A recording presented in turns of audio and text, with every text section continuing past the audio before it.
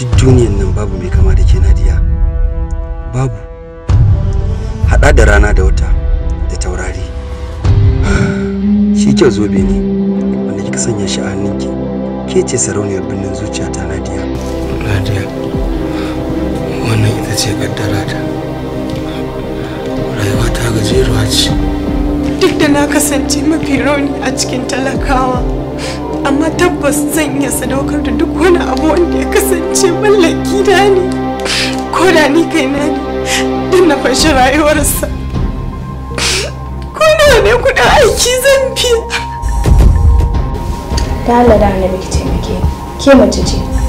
Na san ba za ki so rayuwar ƴar uwarki mace ta lalace ba. Ciwo bai zama mutuwa ba ka daina raba gumba. Maryar shekara.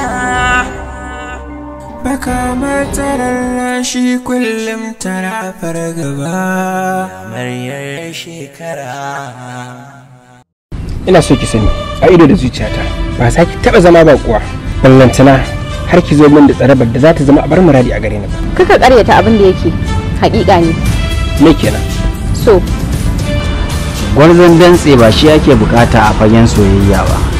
Gwarzon zuciya shine wanda ya amsa sunan shi cikakken gwarzo. har zuwa lokacin da so zai ma amfani. Wai da mai Umar ya fi Hamza ne. Uniform. To in dai uniform ne in naga dama a gobe zan iya sa guda 1000 a jiki. Amaryar shekara. Na rasa mijina, na rasa gidana, na rasa farin ciki na. Tabbas na gana dama da tashin hankali a tare da ki, kamar yadda na gani a fuskar Umar. Matukar ina raye cikin koshin lafiya, wallahi tallahi ba za ki auri wannan matsiyacin yaron ba. Bai kamata ba malam, da arziki da tsiya din na Allah ne ka dinga aibata wannan yaron. Bai kamata ba wallahi. Yanzu umma kin amince tun ina ƴan karamata a fara kirga min aure?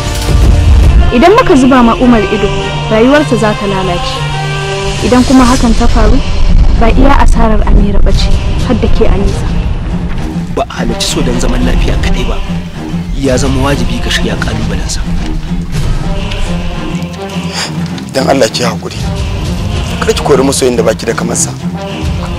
Ban da komai, ban da kowa Nadiya, sai ke.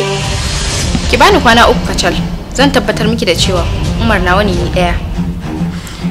Ai ko goma ta lalace, ta fi 5 albarka. Wallahi komin nacinki baki isa ki samu Umar ba.